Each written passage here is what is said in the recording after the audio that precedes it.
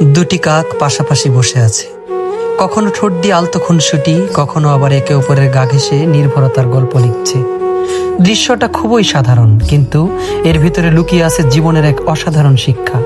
ওরা অবুঝ প্রাণী, না আছে ওদের বড় কোনো জ্ঞান, না আছে সভ্যতার অহংকার।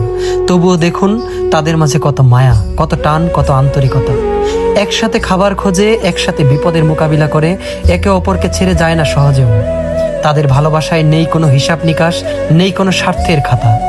অথচ মানুষ তো সৃষ্টির সেরা জীব। আল্লাহ তাআলা মানুষকে দিয়েছেন জ্ঞান, বিবেক, অনুভূতি আর ভালোবাসার ক্ষমতা।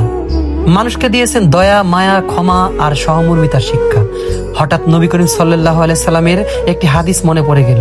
তিনি বলেছেন, তোমাদের কেউ প্রকৃত মুমিন হতে পারবে না যতক্ষণ না সে তার ভাইয়ের জন্য তাই পছন্দ করে যা সে নিজের জন্য পছন্দ করে।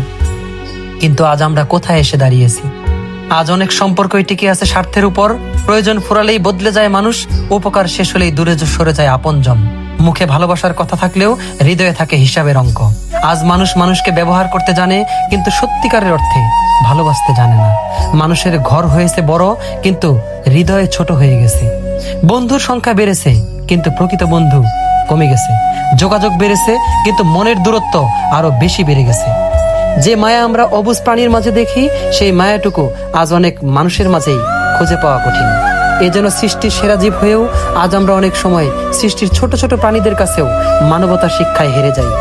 আমাদের মনে রাখা উচিত, জীবনের আসল অর্থ সম্পদে নয়, ক্ষমতায় নয়, বরং একে অপরের পাশে থাকা, নিঃস্বার্থভাবে ভালোবাসা আর বিপদে হাত বাড়িয়ে দেওয়ার মধ্যেই লুকিয়ে আছে জীবনের আসল সার্থকতা।